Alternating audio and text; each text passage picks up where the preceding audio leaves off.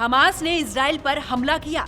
तब इसके कुछ घंटे बाद ही प्रधानमंत्री नरेंद्र मोदी ने हमास के हमले को आतंकी हमला करार देते हुए कहा कि मुश्किल की इस घड़ी में भारत इजराइल के साथ खड़ा है।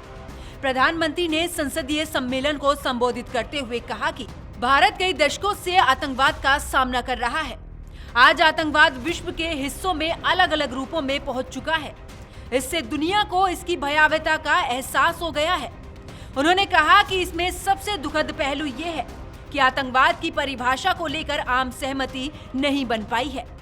प्रधानमंत्री नरेंद्र मोदी ने दुनिया भर से आए स्पीकर को संबोधित करते हुए कहा कि भारत दशकों से क्रॉस बॉर्डर टेररिज्म का सामना कर रहा है।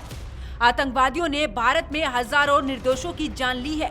करीब 20 साल पहले आतंकवादियों ने हमारी संसद को भी निशाना बनाया था। उस समय संसद का सत्र चल रहा था।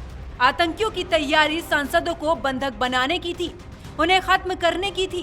भारत ऐसे अनेकों आतंकी वारदातों से निपटते हुए आज यहाँ पहुंचा है कि भारत दशकों से क्रॉस बॉर्डर टेररिज्म का सामना कर रहा है। आतंकवादियों ने भारत में हजारों निर्दोषों की जान ली है। संसद के नए भवन के पास ही आपको भारत की पुरानी संसद भी दिखाई देगी। करीब 20 साल पहले आतंकवादियों ने हमारी संसद को भी निशाना बनाया था। टेररिज्म को लेकर दुनिया भर के देशों के दोहरे रवैये को लेकर प्रधानमंत्री नरेंद्र मोदी ने कहा है कि अब दुनिया को भी एहसास हो रहा है कि टेररिज्म दुनिया के लिए आज कितनी बड़ी चुनौती है। ऐसे में टेररिज्म को लेकर हम सभी को लगातार सख्ती बरतनी होगी। टेररिज्म की परिभाषा को लेकर आम सहमति ना बन पाना ये बहुत ही दुखद है।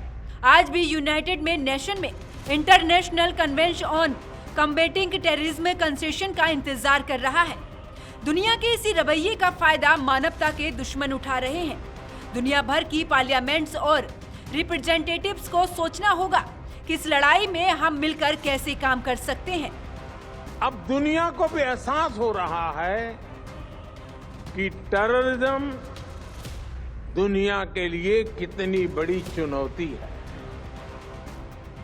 टेररिज्म चाहे कहीं भी होता हो, किसी भी कारण से होता, किसी भी रूप में होता, लेकिन वो मानवता के विरुद्ध होता है।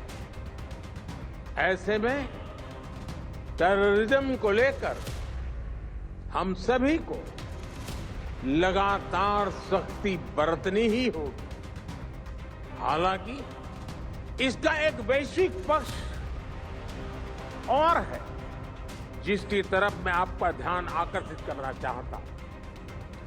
टेररिज्म की परिभाषा को लेकर आम सहमति ना बन पाना ये बहुत दुखद है। आतंकवाद को लेकर पीएम मोदी की जीरो टॉलरेंस नीति रही है और वैश्विक मंचों पर इस मुद्दे को उठाते रहे हैं। ऐसे में जरूरत है कि आतंकवाद जो अब मानवता का दुश्मन बन चुका है, उसके खिलाफ सभी देश मिलकर सख्त से सख्त एक्शन ले, जिससे आतंकवाद की कमर को तोड़ा जा सके। Bureau report, AMB network.